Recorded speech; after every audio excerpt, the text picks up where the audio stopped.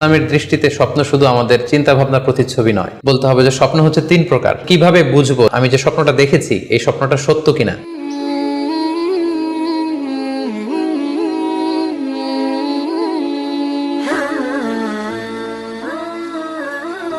আসসালামু আলাইকুম ওয়া রাহমাতুল্লাহি ওয়া বারাকাতুহু। নাহমাদুহু ওয়া নুসাল্লি আলা রাসূলিহিল কারীম।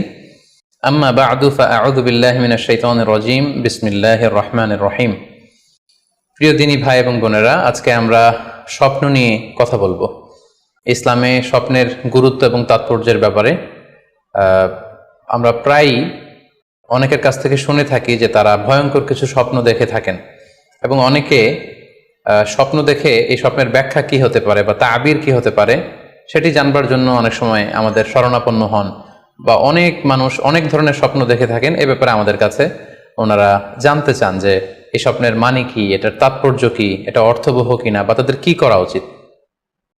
তো সেজন্য আজকে আমরা এই স্বপ্ন নিয়ে the significance of dream in Islam এই ব্যাপারে বিস্তর আলোচনা করবার চেষ্টা করব। আমা তাওফীকি ইল্লা বিল্লাহ।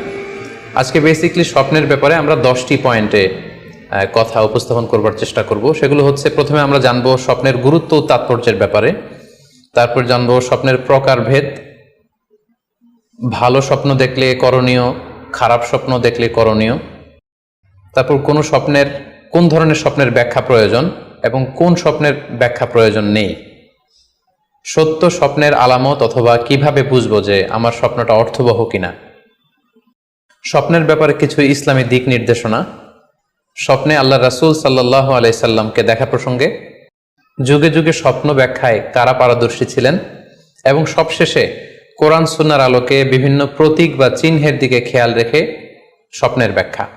এই 10টি পয়েন্টে আজকে আমরা স্বপ্ন নিয়ে আলোচনা করার চেষ্টা করবো ইনশাআল্লাহ।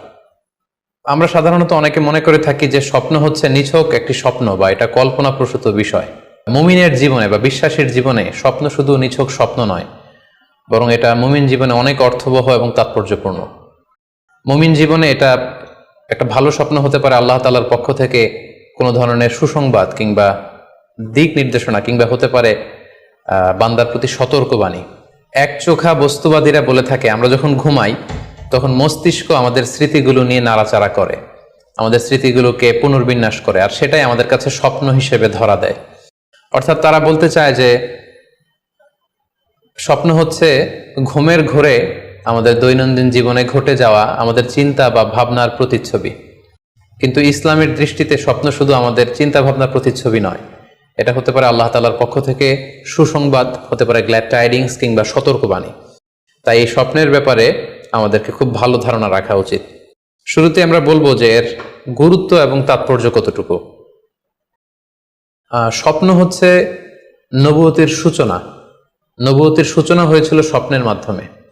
আল্লাহ রাসূল সাল্লাল্লাহু আলাইহি ওয়াসাল্লাম যখন নবী হিসেবে অফিসিয়ালি অ্যাসাইন্ড হন, তার আগে তিনি টানা 6 মাস স্বপ্ন দেখেছেন, যেটা সহিহ বুখারীতে এসেছে। আউয়ালু মা বুদিআ বিহি রাসূলুল্লাহ সাল্লাল্লাহু আলাইহি ওয়াসাল্লাম আর-রুইয়া আস-সাদিকা ফিন-নাওম। রাসূল সাল্লাল্লাহু আলাইহি ওয়াসাল্লামের কাছে ওহী বা রেভেলেশনের সূচনা হয়েছিল স্বপ্নের মাধ্যমে। ফাকানা লা ইয়ারা রুইয়া ইল্লা জাআত মিসলা ফালাকিস সুবহি।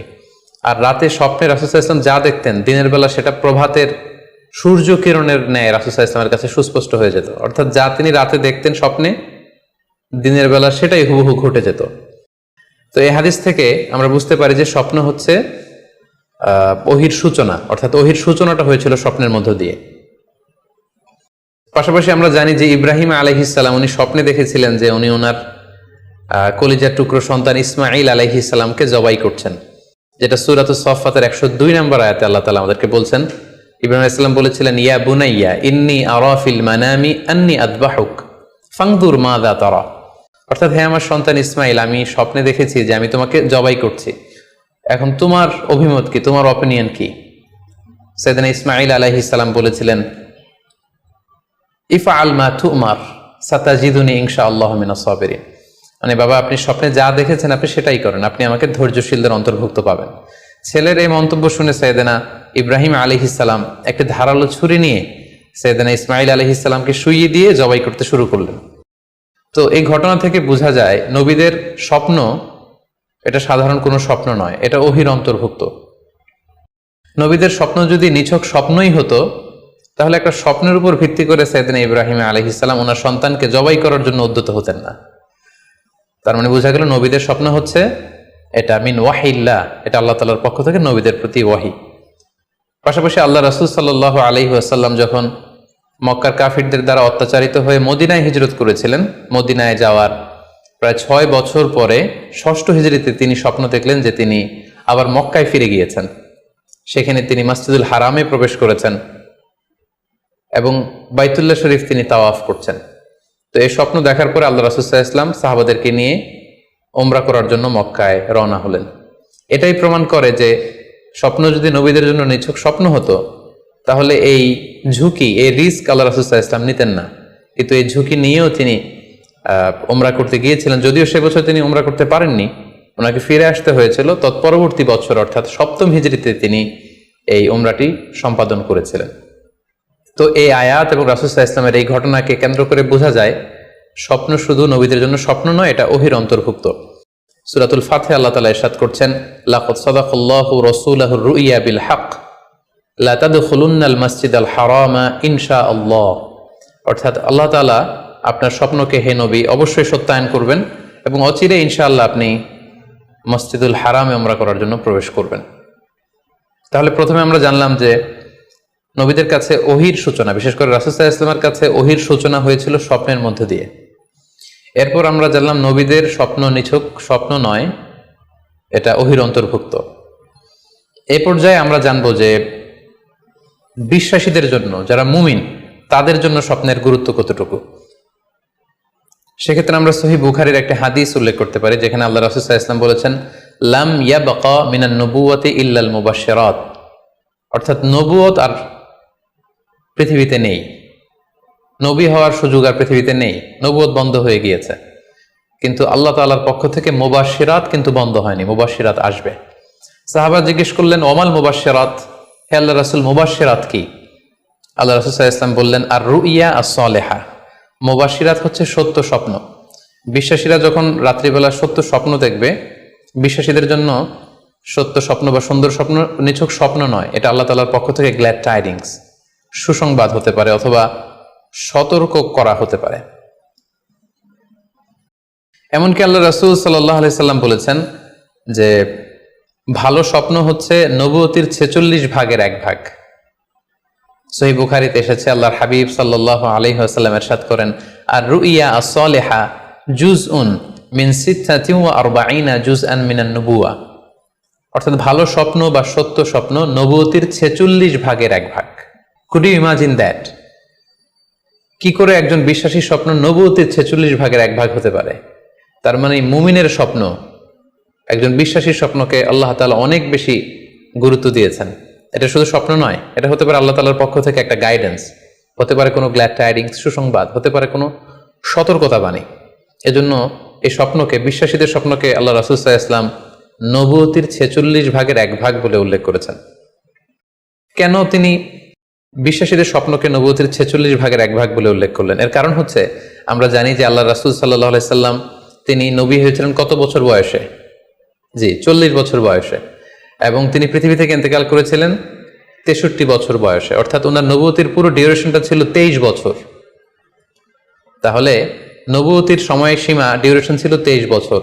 আর নবুয়তি প্রাপ্তির আগে তিনি টানা 6 মাস শুধু স্বপ্ন দেখতেন।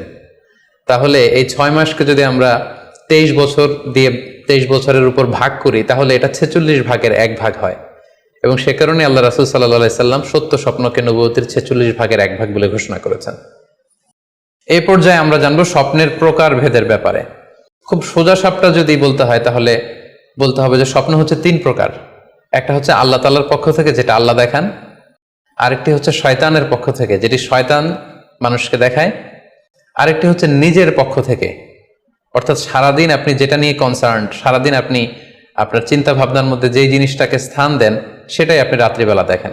অর্থাৎ দিনের বেলা হয়তো কেউ খেলাধুলা নিয়ে খুব ব্যস্ত, সে খুব ফুটবল পছন্দ করে, সারাদিন ফুটবল খেলে। দেখা যাবে যে রাতের বেলাও সে স্বপ্নে দেখছে যে সে ফুটবল খেলছে, অথবা স্টেডিয়ামে যে সে ফুটবল খেলা দেখছে। দিনের বেলা হয়তো সে বাজারে যে ব্যবসা বাণিজ্য করে, রাতেও হয়তো দেখা যাচ্ছে সে যে জিনিসপত্র কিনছে, দরদাম করছে। সেটা তার পক্ষ থেকে। তাহলে বেসিকলি স্বপ্ন হচ্ছে 3 ধরনের। একটা আল্লাহর পক্ষ থেকে, একটা শয়তানের পক্ষ থেকে, আরেকটা হচ্ছে নিজের পক্ষ থেকে, যেটা আমরা সহি মুসলিমের একটি বর্ণনা থেকে জানতে পারি, যেখানে আল্লাহ রাসূল সাল্লাল্লাহু আলাইহি ওয়াসাল্লাম ইরশাদ করছেন, আর রুইয়া সালাসা, স্বপ্ন হচ্ছে 3 ধরনের। ফারুইয়া আস-সালিহা বুশরা মিনাল্লাহ, যেটা ভালো স্বপ্ন সেটা হয় আল্লাহর পক্ষ থেকে। ওয়া রুইয়া তাহজিনুন মিনাশ শাইতান, আরেকটা স্বপ্ন থাকে যেটা শয়তানের পক্ষ থেকে, সেটা ভয় দেখানো হয়। ভয়ঙ্কর যদি কোনো দুঃস্বপ্ন দেখে থাকেন তাহলে এটা আল্লাহর পক্ষ থেকে নয়, এই স্বপ্নটা শয়তানের পক্ষ থেকে। আরেকটি হচ্ছে রুইয়া মিম্মা ইউহাদ্দিসুল মারউ নাফসাহু, আরেকটি স্বপ্ন ব্যক্তি সে নিজের সাথে নিজে স্বপ্নে হয়তো কথা বলে বা এমন কিছু দেখে যেটা সুসংবাদও নয়, যেটা ভয়ঙ্করও কিছু নয়, বরং সারাদিন সে যে বিষয়টি নিয়ে চিন্তা ভাবনা করতো রাতে সেটার একটা প্রতিচ্ছবি, সেটাই সে দেখতে পাচ্ছে। এটা হচ্ছে নিজের পক্ষ থেকে স্বপ্ন। তাহলে খুব সহজে আমরা এভাবে বলতে পারি যে স্বপ্ন 3 প্রকার, একটা হচ্ছে রাহমানি, আর একটা হচ্ছে শাইতানি, আর একটা হচ্ছে নাফসানি। আই রিপিট, আমি আবার বলছি, স্বপ্নের প্রথম প্রকার হচ্ছে রাহমানি, দ্বিতীয় প্রকার হচ্ছে শাইতানি, তৃতীয় প্রকার হচ্ছে নাফসানি। যেটা রাহমানি সেটা রহমানের পক্ষ থেকে, আল্লাহ দেখান, আর যেটা শয়তানি সেটা শয়তানের পক্ষ থেকে, শয়তান ভীতিকর পরিবেশ তৈরি করার জন্য বা ভয় দেখানোর জন্য যেটা দেখায়। আরেকটা হচ্ছে নাফসানি, যেটাকে বলা হয় আদগাসু আহলাম, যেটার কোনো মিনিং হয় না, অর্থাৎ নিজের পক্ষ থেকে নিজের চিন্তা ভাবনার প্রতিচ্ছবি। তাহলে শুরুতে আমরা জানবার চেষ্টা করব যে রাহমানি, যেটাকে আরবিতে বলা হচ্ছে রুইয়া বা রুইয়া সাদেকা বা সালেহা, সেটা কি, এবং সেটা যদি আমরা দেখি সেক্ষেত্রে আমাদের করণীয় কি। এক্ষেত্রে আমরা সহিহ বুখারীর একটি হাদিসকে উল্লেখ করতে পারি, যেখানে আল্লাহ রাসূল সাল্লাল্লাহু আলাইহি ওয়াসাল্লাম ইরশাদ করেছেন, ইযা রাআ আহাদুকুম রুইয়া ইউহিব্বুহা, তোমাদের কেউ যদি কোনো স্বপ্ন দেখে যে স্বপ্নটা সে পছন্দ করে, মানে স্বপ্নটা দেখে he feels good or she feels good, তার ভালো লাগছে, তাহলে বুঝতে হবে ফা ইন্নামা হিয়া মিনাল্লাহ, এই স্বপ্নটা আল্লাহর পক্ষ থেকে, এটা সাধারণ স্বপ্ন নয়, এটা খুবই অর্থবহ স্বপ্ন। তখন সে কি করবে? ফালিয়াহমাদিল্লাহ আলাইহা, সে তখন এই সুন্দর স্বপ্ন দেখার কারণে আল্লাহ শুকরিয়া করবে। ওয়াল ইউহাদ্দিস বিহা, এবং চাইলে সে এই স্বপ্নের কথা মানুষের কাছে বর্ণনা করতে পারে বা শেয়ার করতে পারে। তাহলে সহিহ বুখারীর এই হাদিসের ভাষ্য অনুযায়ী আমরা যেটা বুঝলাম, আমরা যদি ভালো কোনো স্বপ্ন দেখি তাহলে 3টি কাজ করা যেতে পারে। প্রথমত আল্লাহর প্রশংসা করা, যেহেতু আমি ভালো একটি স্বপ্ন দেখেছি, আল্লাহর শুকরিয়া বা প্রশংসা আমরা করতে পারি। দ্বিতীয়ত চাইলে সুসংবাদ হিসেবে এই স্বপ্নটা আমি কারোর সাথে শেয়ার করতে পারি। আর 3 নাম্বার হচ্ছে এমন ব্যক্তিকে আমি শেয়ার করব যে আমাকে ভালোবাসে বা যে আমার শুভাকাঙ্ক্ষী, তা না হলে আমি হিংসার শিকার হতে পারি। কারণ আন-নি'মাতু মাহসুদা, যে কোনো ধরনের নেয়ামতি, আপনি যদি আল্লাহর কোনো বিশেষ মার্সি, ব্লেসিংস বা নেয়ামত পেয়ে ধন্য হন, এটা সবার ভালো নাও লাগতে পারে, এটা সবার অন্তরে সহ্য নাও হতে পারে, ফলে আপনি হিংসার শিকার হতে পারেন। সো ভালো স্বপ্ন দেখলে আপনি চাইলে কারোর কাছে শেয়ার করতে পারেন, সেক্ষেত্রে সে যদি আপনার শুভাকাঙ্ক্ষী হয় বা আপনাকে পছন্দ করে, আপনাকে ভালোবাসে, এরকম কাছের কারোর সাথে আপনি শেয়ার করতে পারেন। আমরা সবাই নিঃসন্দেহে এরকম ভালো ভালো স্বপ্ন দেখতে চাই, আমরা কেউই ভয়ঙ্কর কোনো স্বপ্ন দেখতে চাই না। আমরা নিঃসন্দেহে এমন স্বপ্ন দেখতে চাই রাতের বেলায় যে স্বপ্নে আল্লাহ তাআলার পক্ষ থেকে আমাদের জন্য দিক নির্দেশনা থাকবে, অথবা কোনো সুসংবাদ থাকবে, কিংবা থাকবে আগাম কোনো সতর্কতা বাণী। এ জাতীয় ভালো স্বপ্ন যদি আমরা দেখতে চাই তাহলে আমাদের কি করা উচিত? সেক্ষেত্রে সর্বপ্রথম আমাদের যেটা করতে হবে, আমাদেরকে সত্যবাদী হতে হবে। সাধারণত সত্যবাদীদের স্বপ্ন সত্য হয়ে থাকে। যেখানেই সত্য সেখানেই যেন আমার অবস্থান হয়, আমি যেন সবসময় সত্যের পক্ষে থাকি। 2 নম্বর হচ্ছে আকলুল হালাল, আমাকে হালাল খেতে হবে। যারা হালাল খায় তাদের স্বপ্ন সাধারণত সত্য হয় এবং অর্থবহ স্বপ্ন হয়। পাশাপাশি আল্লাহ তাআলার দেয়া যে আদেশ নিষেধ সেগুলো আমাকে মেনে চলতে হবে। 4 নম্বরে রাত্রিবেলা আমি যখন ঘুমাবো আমাকে অজু করে ঘুমাতে হবে। ওয়ায়ানামু আলা তাহারা, পবিত্রতার সাথে যদি কেউ ঘুমায় তাহলে অজু করে ঘুমালে রাতে সে যে স্বপ্ন দেখবে সাধারণত সে স্বপ্নটি সত্য হয়। যদি সম্ভব হয় ক্যাবলামুখী হয়ে শোয়া, ক্যাবলামুখী হয়ে আমরা শুতে পারি।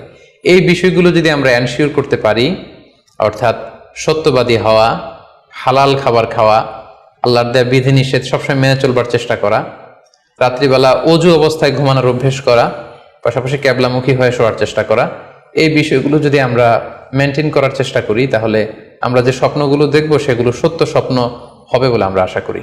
প্রিয় সুধী, এবারে আমরা জানবো স্বপ্নের দ্বিতীয় প্রকারের ব্যাপারে, অর্থাৎ যেটাকে আরবিতে বলা হচ্ছে হলম, বা আমরা বলেছি শয়তানি, যেটা শয়তানের পক্ষ থেকে আসে।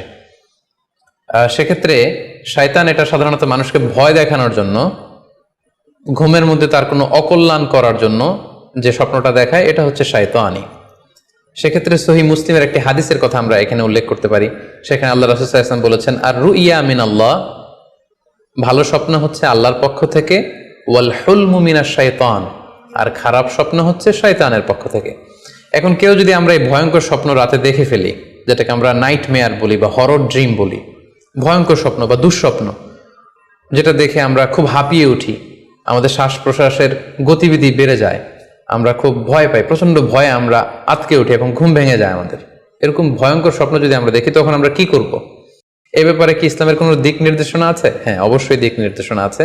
সেক্ষেত্রে আমরা সহিহ মুসলিমের একটি হাদিস উল্লেখ করতে পারি এখানে, যেখানে আল্লাহ রাসূল সাল্লাল্লাহু আলাইহি ওয়াসাল্লাম বলেছেন, ইযা রাআ আহাদুকুম আর রুইয়া ইয়াকরাহুহা, তোমাদের কেউ যদি রাতে এমন কোনো স্বপ্ন দেখে যেটা সে অপছন্দ করে, মানে ভয়ঙ্কর ভীতিকর দুঃস্বপ্ন যদি সে দেখে, তাহলে ফাল ইয়াবসুক আন ইয়াসারিহি সালাসান, সে যেন তার বাম দিকে 3 বার থুতু ফেলে। ওয়াল ইস্তাইদ বিল্লাহি মিনাশ শাইতানি সালাসান, আর সে যেন শয়তানের ব্যাপারে আল্লাহ তাআলার কাছে 3 বার পানাহ চায় বা আশ্রয় প্রার্থনা করে। ওয়াল ইয়াতাহাওয়াল আন জামবিহি আল্লাযী কানা আলাই, আর যে পাশে হয়ে সে শুয়েছিল সে পাশ চেঞ্জ করে অন্য পাশ হয়ে যেন সে ঘুমায়। সুবহানাল্লাহি বিহামদি, কত চমৎকার দিক নির্দেশনা। এবং সুনানে ইবনু মাজায় আরো একটি সহিহ হাদিস আমরা এখানে উল্লেখ করতে পারি, যেখানে আল্লাহ রাসূল সাল্লাল্লাহু আলাইহি ওয়াসাল্লাম বলেছেন, ইযা রাআ আহাদুকুম রুইয়া ইয়াকরাহুহা, কেউ যদি রাতে খারাপ বা ভয়ঙ্কর কোনো স্বপ্ন দেখে, ফালিয়াতাহাওয়াল, সে যেন তার বিছানা চেঞ্জ করে নেয়, জায়গা চেঞ্জ করে নেয়। অর্থাৎ সে যে বিছানায় শুয়েছিল সেখানে না, সে অন্য কোথাও শোবে, অথবা যেই টার্নে শুয়েছিল অন্য টার্নে চলে যাবে, ডানে হলে বায়ে, বায়ে হলে ডানে। ওয়াল ইয়াতফুল আন ইয়াসারিহি সালাসান, এবং তার বাম দিকে যেন সে 3 বার থুতু ফেলে। ওয়াল ইয়াসআলিল্লাহ মিন খায়রিহা ওয়াল ইয়াতাআওয়াজ মিন শাররিহা, এবং সে যেন এই স্বপ্নের ভালো দিকটা আল্লাহ তাআলার কাছে কামনা করে, এবং এই স্বপ্নের মন্দ বা অকল্যাণকর দিক থেকে যেন সে আল্লাহ তাআলার কাছে পানাহ চায়। সম্মানিত সুধী মণ্ডলী, এই হাদিস দুটির আলোকে আমরা বুঝতে পারি যে কেউ যদি হরর ড্রিম বা নাইট মেয়ার, যেটাকে আমরা দুঃস্বপ্ন বা ভয়ঙ্কর স্বপ্ন বলছি, এই ধরনের স্বপ্ন অনেকেই দেখে থাকে এবং আমাদের কাছে প্রায় বলে যে সে দুঃস্বপ্ন দেখে রাতের বেলা, ভয়ে সে ভড়কে যায়, আটকে ওঠে, ঘুম ভেঙে যায়। এ জাতীয় দুঃস্বপ্ন যদি আপনারা কেউ দেখেন, সেক্ষেত্রে এই হাদিসের আলোকে আমরা বলতে পারি যে আপনি 6টি কাজ করবেন। 1 নম্বর হচ্ছে আপনি বাম দিকে 3 বার থুতু ফেলবেন। 2 নম্বর হচ্ছে 3 বার আপনি তাআউজ পড়বেন, অর্থাৎ আপনি পড়তে পারেন আউযু বিল্লাহি মিনাশ শাইতানির রাজিম, অর্থাৎ হে আল্লাহ, আমি বিতাড়িত শয়তানের ব্যাপারে আপনার কাছে পানাহ চাচ্ছি। অথবা আপনি পড়তে পারেন আউযু বিল্লাহি মিন শাররিহা, হে আল্লাহ, আমি এই শয়তানের অকল্যাণকর বা যে এভিল সাইড আছে, খারাপ দিক আছে, এই ব্যাপারে আমি আপনার কাছে পানাহ চাচ্ছি। 3 বার আপনি এটা পড়বেন।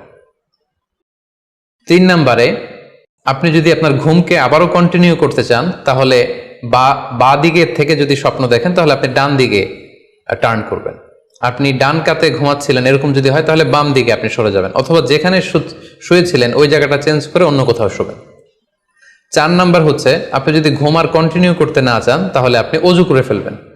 তাৎক্ষণিক আপনি আপনার ঘুম যদি আপনি কন্টিনিউ করতে না চান, অজু করে ফেলবেন এবং 2 রাকাত সালাত আদায় করবেন। 5 নাম্বার হচ্ছে এই স্বপ্ন আপনি কারোর সাথে শেয়ার করবেন না। এ ব্যাপারে আমরা সামনে বিস্তারিত বলছি। ভয়ঙ্কর স্বপ্ন দেখলে সাধারণত কারোর সাথে শেয়ার করবেন না। যদি শেয়ার করতে হয়, তাহলে প্রলিফিক স্কলার, ভালো আলেম, যার এলেম আছে, যার আমল আছে, এরকম লোক, কিংবা আপনার ওয়েল উইশার যারা আছে, আপনার শুভাকাঙ্ক্ষী, এরকম কারোর সাথে শেয়ার করতে পারেন। 6 নাম্বার, যদি সুযোগ হয় আপনি কিছু চ্যারিটি করে যেতে পারেন, দান করে যেতে পারেন, কারণ সাদাকাতু তারুদ্দুল বালা, দান করলে, চ্যারিটি করলে এটা মানুষের বিপদ বা বালা মুসিবতকে দূর করে দেয়। এ পর্যায়ে আমরা শুনবো স্বপ্নের 3 নম্বর প্রকারের ব্যাপারে, অর্থাৎ যেটাকে আমরা বলেছিলাম আদগাস ও আহলাম বা নাফসানি। এটা আল্লাহ তাআলাও দেখান না, যেটা শয়তানও ভয় দেখানোর জন্য দেখায় না, বরং এটা আমার চিন্তা ভাবনার প্রতিচ্ছবি। এটা সাধারণত অর্থহীন স্বপ্ন আমরা বলে থাকি, এটার কোনো অর্থ হয় না, বা আমার কল্পনা প্রসূত স্বপ্ন। সারাদিন আমি যেটা নিয়ে ভাবি, যেটা নিয়ে আমি কনসার্ন বা টেন্সড, ওইটাই আমি রাতের বেলায় দেখছি। এ জাতীয় স্বপ্ন যদি আমরা দেখি, তাহলে এই স্বপ্নের কোনো অর্থ নেই, এটাতে কোনো দিক নির্দেশনা নেই, এটা সাধারণত অর্থহীন এবং কল্পনা প্রসূত স্বপ্ন হয়ে থাকে। এই স্বপ্নের কোনো ব্যাখ্যা হয় না। সম্মানিত সুধী, এ পর্যায়ে আমরা জানবো যে কোন স্বপ্নের ব্যাখ্যার প্রয়োজন হয় এবং কোন স্বপ্নের কোনো ব্যাখ্যার প্রয়োজন হয় না। সাধারণত ব্যাখ্যা প্রয়োজন হয় কি হয় না, এদিক থেকে স্বপ্ন 2 ধরনের। এক হচ্ছে সরিহ, মানে ডিরেক্ট ড্রিম, যেটা সুস্পষ্ট, অর্থাৎ রাতে আপনি যা স্বপ্নে দেখেছেন দিনের বেলা সেটাই ঘটতে দেখেছেন। আপনি রাতে স্বপ্ন দেখলেন আপনার কোনো একজন কাছের লোক মারা গিয়েছে, এরপরের দিন আপনি শুনলেন আসলেই সেই ব্যক্তিটি মারা গিয়েছে। অথবা রাতের বেলা আপনি কোনো একটা ঘটনা দেখলেন, তারপরের দিন সেই ঘটনাটাই আপনি ঘটতে দেখলেন। এটাকে বলা হয় ডিরেক্ট ড্রিম, মানে সুস্পষ্ট এবং সারিহ, একেবারে স্পষ্ট স্বপ্ন। এটার কোনো ব্যাখ্যার প্রয়োজন হয় না, কারণ আপনি যা দেখেছেন সেটাই ঘটেছে। আরেকটা প্রকার হচ্ছে গয়রু সরিহ, মানে যেটা স্পষ্ট নয়, ইনডিরেক্ট ড্রিম, যেটা অস্পষ্ট। এটা হচ্ছে সিম্বলিক বা আইকনিক ড্রিম। আপনি এমন অস্পষ্ট আইকনিক বা এমন কিছু সিম্বল দেখেছেন রাতে ঘুমের ঘোরে স্বপ্নে, যেটা থেকে সুস্পষ্ট আসলে কিছু বোঝা যায় না, বরং এখানে একটা সিম্বল আছে, এখানে একটা প্রতীক আছে বা আইকন আছে। এই জাতীয় যে স্বপ্নগুলো আছে সাধারণত এগুলোর ব্যাখ্যার প্রয়োজন হয়, যেহেতু আপনি বুঝতে পারছেন না যে এটা দিয়ে আসলে কি বোঝানো হচ্ছে। সম্মানিত সুধী, এ পর্যায়ে আমরা জানার চেষ্টা করব যে সত্য স্বপ্নের আলামত কি কি, অর্থাৎ কিভাবে বুঝবো যে আমি যে স্বপ্নটা দেখেছি এই স্বপ্নটা সত্য কিনা বা অর্থবহ কিনা। অনেকে আমাদের কাছে জানতে চায় যে আমি এই স্বপ্নটা দেখেছি, এটা কি সত্য স্বপ্ন, এটা কি অর্থবহ স্বপ্ন, বা এটা কি আল্লাহর পক্ষ থেকে কোনো গাইডেন্স মূলক বা দিক নির্দেশনা বা সুসংবাদমূলক স্বপ্ন। কিভাবে আমরা বুঝতে পারি? কিছু আলামত রয়েছে, কিছু নিদর্শন রয়েছে, যেগুলোর আলোকে কিন্তু আমরা সহজেই বুঝতে পারি যে স্বপ্নটা সত্য কিনা। সুনানে আবু দাউদের এক বর্ণনায় আল্লাহ রাসূল সাল্লাল্লাহু আলাইহি ওয়াসাল্লাম ইরশাদ করেছেন, আসদাকুন নাসি রুইয়া আসদাকুহুম হাদিসা। যে ব্যক্তি সত্য কথা বলে বেশি, তার স্বপ্ন সত্য হয় বেশি। তাহলে সহজে আমরা বুঝলাম, আপনি যদি সত্যবাদী হন, সাধারণত আপনার স্বপ্নগুলো জেনারেলি সত্য হবে। সেক্ষেত্রে সত্য স্বপ্ন বা অর্থবহ স্বপ্ন চেনার প্রথম আলামত হচ্ছে এই স্বপ্ন দেখে আপনার ভাল লাগবে। You feel good after seeing the dream. আপনি স্বপ্ন দেখার পরে আপনার খুব স্বস্তি লাগবে, আপনার ভালো লাগবে, আপনার কাছে এই স্বপ্নটা পছন্দ হবে, খুব ভালো লাগবে স্বপ্নটা। যদি এরকম ফিলিং হয় আপনার, তাহলে আপনি বুঝবেন এই স্বপ্নটা সত্য ছিল এবং অর্থবহ ছিল। 2 নাম্বার হচ্ছে true dreams are very short and concise. সত্য স্বপ্ন খুবই শর্ট হয়, কনসাইজ হয়। আরবিতে যেটাকে বলা হয় ওয়াদেহা জালিয়া, খুবই শর্ট, স্পষ্ট, ক্লিয়ার এবং কনসাইজ। অনেকে রাতে অনেক লম্বা লম্বা স্বপ্ন দেখে, লম্বা এপিসোড দেখে, একটার পর একটা ঘটনা দেখতে থাকে, মুভির মতো লম্বা লম্বা ঘটনা সে দেখতে থাকে। এই জাতীয় লম্বা লম্বা ঘটনা যদি আপনি দেখে থাকেন রাতে, বা এপিসোড আকারে একটার পর একটা ঘটনা যেটার সাথে কোনো মিল নেই, এই জাতীয় স্বপ্নের সাধারণত কোনো অর্থ হয় না, এগুলো অর্থবহ স্বপ্ন নয়। অর্থবহ স্বপ্ন চিনার 3 নাম্বার আলামত বা সাইন হচ্ছে রিপিটেশন। অর্থাৎ একই স্বপ্ন যদি আপনি বারবার দেখেন তাহলে বুঝতে হবে এটা অর্থবহ স্বপ্ন, এবং এটার মাধ্যমে আল্লাহ তাআলা আপনাকে কোনো দিক নির্দেশনা বা গাইডেন্স দিতে চাচ্ছেন। আপনাকে বোঝার চেষ্টা করতে হবে যে আসলে আল্লাহ তাআলা আপনাকে কি বোঝাতে চাচ্ছেন। তাহলে 3 নাম্বার হচ্ছে রিপিটেশন। বারবার যদি কোনো স্বপ্ন দেখেন, এই স্বপ্নটা সত্য হবে এবং অর্থবহ হবে। এটা নট নেসেসারি যে আপনি একাই বারবার দেখেন। একজন মানুষ একটা স্বপ্ন বারবার দেখলে যেমনি অর্থবহ, পাশাপাশি একই স্বপ্ন যদি অনেকে দেখে তাহলে সেই স্বপ্নটাও অর্থবহ। অর্থাৎ আপনি একটা স্বপ্ন প্রায় দিন দেখেন, তাহলে বোঝা যাচ্ছে এটা অর্থবহ স্বপ্ন। অথবা একটা স্বপ্ন অনেক লোক একসাথে দেখেছে, তারপরের দিন একে অপরের সাথে শেয়ার করে বোঝা গেল যে সবাই একই স্বপ্ন দেখেছে, তাহলে বোঝা যাবে এটা সাধারণ স্বপ্ন নয়, এটা অর্থবহ স্বপ্ন, মিনিংফুল স্বপ্ন। যেমন এক্ষেত্রে আমরা লাইলাতুল কদরের একটা হাদিসের কথা উল্লেখ করতে পারি। সহিহ বুখারীতে এসেছে, রমাদান মাসে সাহাবারা স্বপ্ন দেখলেন, অনেক সাহাবা একসাথে স্বপ্ন দেখলেন যে ওনাদেরকে বলা হচ্ছে রমাদানের শেষ দশকের শেষ 7 দিনের যে কোনো একদিন কদর হয়ে যেতে পারে। ওনারা সবাই এসে সাহাবা রিদওয়ানুল্লাহি তাআলা আলাইহিম আজমাইন আল্লাহ রাসূল সাল্লাল্লাহু আলাইহি ওয়াসাল্লামের কাছে বললেন, ইয়া রাসূলুল্লাহ, আমি স্বপ্নে দেখেছি যে বলা হচ্ছে কদরের জন্য রমজানের শেষ 7 দিনকে তালাশ করতে। আরেকজন এসে একই কথা বললো যে ইয়া রাসূলুল্লাহ, আমি দেখেছি রমজানের শেষ 7 দিনে কদর হতে পারে। তো এরকম অনেক সাহাবা যখন আল্লাহ রাসূল সাল্লাল্লাহু আলাইহি ওয়াসাল্লামের কাছে এসে এই ঘটনা বলল, তখন আল্লাহ রাসূল সাল্লাল্লাহু আলাইহি ওয়াসাল্লাম বললেন, আরা রুইয়াকুম কদ তাওয়াতাআত ফিস সাবঈল আওয়াখির, যে আমি দেখতে পেলাম যে তোমাদের স্বপ্নটা রমজানের শেষ 7 দিনের ব্যাপারে ঐকমত্য হয়েছে, একই ধরনের স্বপ্ন তোমরা সবাই দেখেছো, তাই তোমরা রমজানের শেষ দশকের শেষের 7 দিনে কদর তালাশ করো। রমজানের শেষ দশকের শেষ 7 দিনে কদর হয়ে যাওয়ার সম্ভাবনা বেশি। সেই বুখারীর এই হাদিসের আলোকে কিন্তু আমরা বুঝতে পারলাম যে একটি স্বপ্ন, একই ধরনের ঘটনা যদি অনেকে দেখে তাহলে এটা অর্থবহ। পাশাপাশি এক্ষেত্রে আমরা আজানের হাদিসটি উল্লেখ করতে পারি। আমরা এখন নামাজের আগে যে আজান দেয়া হয়, শুরুর দিকে কিন্তু সাহাবাদের আজানের পদ্ধতি জানা ছিল না। তখন সাহাবারা আল্লাহ রাসূল সাল্লাল্লাহু আলাইহি ওয়াসাল্লামের সাথে কনসাল্ট করছিলেন যে কিভাবে আজান দেওয়া যায়, অর্থাৎ কিভাবে ঘোষণা দেওয়া যায় সালাতের জন্য। একজন সাহাবা বলল, আমরা আগুন জ্বালিয়ে দিব, আগুনের ধোঁয়া দেখে মদিনার সবাই বুঝবে যে এখন সালাতের সময়, তো সবাই চলে আসবে। আরেকজন বলল, না, প্রতিদিন আগুন জ্বালানো এটা নিরাপদ না, বরং আমরা খ্রিস্টানদের মতো বেল বাজিয়ে দিব, একজন বেল রিঙ্গার রাখবো, যে ঘন্টা বাজালে ঘন্টার আওয়াজ শুনে খ্রিস্টানদের মতো চার্চে যেমনি লোকজন আসে, বাকিরা সবাই নামাজ পড়তে চলে আসবে। তো এক একজনের এক এক পরামর্শ শুনে আল্লাহ রাসূল সাল্লাল্লাহু আলাইহি ওয়াসাল্লাম কোনো সিদ্ধান্তে আসতে পারলেন না। তারপরের দিন একজন সাহাবা চমৎকার একটি স্বপ্ন দেখলেন। তিনি স্বপ্নে দেখলেন, ওনার নাম হচ্ছে আব্দুল্লাহ ইবনে যায়েদ ইবনে আব্দে রাব্বি। উনি স্বপ্নে দেখলেন যে একজন লোক, খুব সম্ভবত ফেরেশতা হবেন, তার গায়ে দুইটা সবুজ রঙের জামা এবং তার হাতে বেল, ঘন্টা। তখন তিনি ওনাকে জিজ্ঞেস করলেন, আপনি কি ঘন্টা বিক্রি করেন? তখন স্বপ্নে সেই লোকটি বলল, ঘন্টা দিয়ে তুমি কি করবে? তো সাহাবী বললেন যে ঘন্টা দিয়ে আমরা নামাজের জন্য আহ্বান করব। তো স্বপ্নে সেই সবুজ কাপড় পরিহিত লোক বলল যে ঘন্টার চাইতেও যদি চমৎকার একটা আইডিয়া তোমার সাথে শেয়ার করি, সেটাকে তুমি শুনবে? সাহাবী বললেন, হ্যাঁ শুনবো।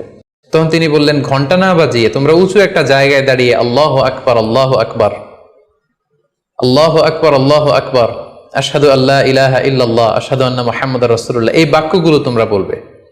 এই বাক্যগুলোর মধ্য দিয়ে আল্লাহর বরত্বের ঘোষণা হবে, রাসূল সাল্লাল্লাহু আলাইহি ওয়াসাল্লামের রিসালাতের ঘোষণা হবে, মানুষকে চমৎকার বাক্যে নামাজের দিকে ডাকাও হবে, ফলে লোকজন নামাজেও চলে আসবে। এই চমৎকার কথা শুনে সাহাবা তো অবাক হয়ে গেলেন, ওনার ঘুম ভেঙে গেল। উনি সকালবেলা আল্লাহ রাসূল সাল্লাল্লাহু আলাইহি ওয়াসাল্লামের কাছে এসে পুরো ঘটনা শোনালেন যে একজন লোককে আমি দেখলাম হাতে ঘন্টা, আমি বললাম ঘন্টা কিনবো সালাতের আহ্বানের জন্য, তিনি আমাকে এই কয়েকটা বাক্য শিখিয়ে বললেন ঘন্টা না বাজিয়ে এই বাক্যগুলো দিয়ে আহ্বান করলে কেমন হয়। আল্লাহ রাসূল সাল্লাল্লাহু আলাইহি ওয়াসাল্লাম এই স্বপ্নের কথা শুনে তিনি অভিভূত হলেন। তিনি বললেন, তুমি ঠিকই দেখেছো, তুমি সঠিক স্বপ্ন দেখেছো। যেহেতু বেলালের কণ্ঠ খুব দরাজ, বেলালকে ডাকো, আমাদের ঘন্টাও বাজানোর দরকার নেই, আগুন জ্বালানোর দরকার নেই, বেলালকে বাক্যগুলো মুখস্থ করিয়ে দাও। বেলাল মসজিদে নববীর পাশে দাঁড়িয়ে আওয়াজ করে এই আজান দিবে, এই ঘোষণা দিবে। এই আজান শুরু হলো। বেলাল রাদিয়াল্লাহু তাআলা আনহু একটা উঁচু জায়গায় দাঁড়িয়ে আল্লাহু আকবার, আল্লাহু আকবার বলে তিনি আজান দিতে শুরু করলেন। এই বাক্যগুলো শুনে সাইয়েদনা ওমরে ফারুক দৌড়াতে দৌড়াতে আল্লাহ রাসূল সাল্লাল্লাহু আলাইহি ওয়াসাল্লামের কাছে আসলেন। এসে বললেন, ইয়া রাসূলুল্লাহ, বেলাল এই বাক্যগুলো কোত্থেকে শিখেছে? গত রাতে তো আমি দেখেছি যে আমাকে একজন লোক বলেছে যে তোমরা এই বাক্যগুলোকে ব্যবহার করে লোকজনকে সালাতের জন্য আহ্বান করো। আল্লাহ রাসূল সাল্লাল্লাহু আলাইহি ওয়াসাল্লাম শুনে অবাক হলেন। অর্থাৎ ওই সাহাবী ঠিক যেমন স্বপ্ন দেখেছেন, ইসলামের দ্বিতীয় খলিফা সাইয়েদনা ওমরে ফারুক রাদিয়াল্লাহু তাআলা আনহু উনিও একই স্বপ্ন দেখেছেন। তার মানে একই স্বপ্ন যদি একাধিক লোকজন দেখে থাকে, সেটা যেমনি অর্থবহ, আবার আপনি একাও যদি একটি স্বপ্ন বারবার বারবার দেখেন, সেটাও অর্থবহ। আমরা আজান যে কিভাবে ইন্ট্রোডিউস হলো মুসলিম কমিউনিটির মধ্যে, এই হাদিসের আলোকে বুঝতে পারি যে কোনো স্বপ্ন আপনি বারবার দেখলে বা অনেকে একই স্বপ্ন দেখলে সে স্বপ্নটা অর্থবহ হবে। অর্থবহ স্বপ্ন দেখার 4 নম্বর সাইন হচ্ছে শেষ রাতের স্বপ্ন সাধারণত অর্থবহ হয়, অর্থাৎ লাস্ট 1/3 অফ দ্য নাইট, রাতের শেষাংশে যদি আপনি ফজরের আগ দিয়ে যে স্বপ্নটা মানুষ দেখে, সাধারণত এই স্বপ্নটা অর্থবহ হয়, এটা সত্য স্বপ্ন হয়। কারণ এই টাইমে আল্লাহ তাআলা প্রথম আকাশে নেমে আসেন বা মনোনিবেশ করেন এবং ডাকতে থাকেন, কার রিজিকের দরকার আমি রিজিক দেব, কার অর্থের দরকার আমি অর্থ এর ব্যবস্থা করে দেব, কার কি দরকার আমার কাছে চাও, অসুস্থরা আমি তাদেরকে সুস্থ করে দেব। সো ওই টাইমে আল্লাহ তাআলার বিশেষ একটা রহমত পৃথিবীতে নেমে আসে, ফলে শেষ রাতের স্বপ্ন সাধারণত অর্থবহ স্বপ্ন হয়। পাশাপাশি হাদিসে এসেছে যে কিয়ামতের আগ দিয়ে মুমিনরা যে স্বপ্নগুলো দেখবে, এই স্বপ্নগুলো সাধারণত অর্থবহ হবে। অর্থাৎ কিয়ামতের একেবারে আগ মুহূর্তে যখন মুসলমানরা খুব স্ট্রাগল করবে, মুসলমানরা যখন খুব বিপদে থাকবে, তখন মুসলমানদের যে স্বপ্নগুলো তারা রাতের বেলা দেখবে, এগুলো মিথ্যা হবে না, বেশিরভাগ স্বপ্নই সত্য হবে, অর্থবহ হবে। যেটা আমরা সহিহ বুখারীর একটা হাদিস থেকে জানতে পারি, যেখানে আল্লাহ রাসূল সাল্লাল্লাহু আলাইহি ওয়াসাল্লাম ইরশাদ করেছেন, ইযা ইকতারাবা যামানু লাম তাকাদ রুইয়াল মুমিনি তাকযিব, অর্থাৎ কিয়ামতের সময় যত ঘনিয়ে আসবে, কাছাকাছি আসবে, মুমিন বা বিশ্বাসীদের স্বপ্ন ঠিক তত সঠিক হতে থাকবে। মুমিনদের তখনকার স্বপ্ন বেশিরভাগই সত্য হবে, সেটা মিথ্যা হবে না। তাহলে এই হাদিস থেকে আমরা জানলাম কিয়ামতের আগ দিয়ে মুমিনরা যে স্বপ্নগুলো দেখবে, এগুলো সত্য হবে, অর্থবহ হবে। এ পর্যায়ে আমরা জানবার চেষ্টা করব যে স্বপ্নের ব্যাপারে কিছু ইসলামিক দিক নির্দেশনা রয়েছে।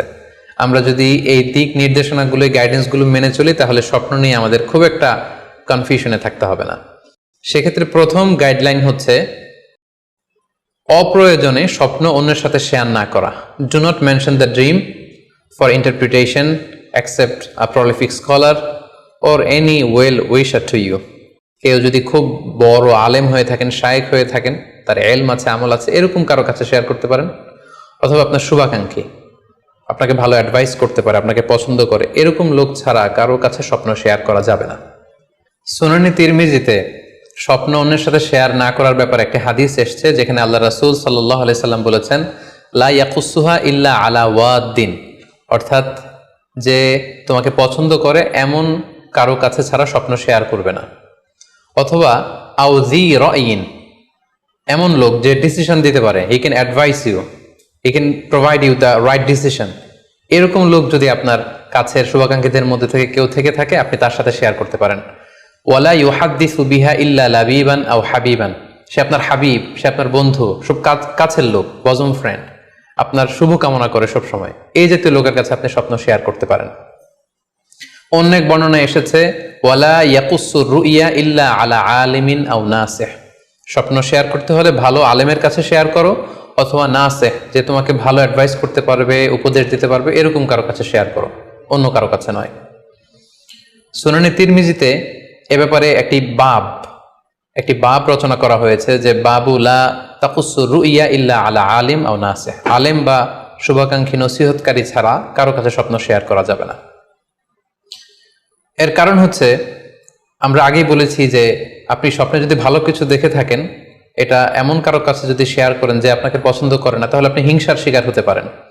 সেক্ষেত্রে আমরা সূরা ইউসুফের 5 নম্বর আয়াতের কথা খেয়াল করতে পারি, যেখানে ইউসুফ আলাইহিস সালাম বলেছিলেন যে ইয ক্বালা ইউসুফু লি আবিহি ইয়া আবাতি ইন্নী রাআইতু আহাদা আশারা কাওকাবান ওয়াশ শামসা ওয়াল কমারা রাআইতুহুম লি সাজিদিন ক্বালা ইয়া বুনাইয়া লা তাকসুস রুইয়াকা আলা ইখওয়াতিকা ফায়াকিদু লাকা কাইদা।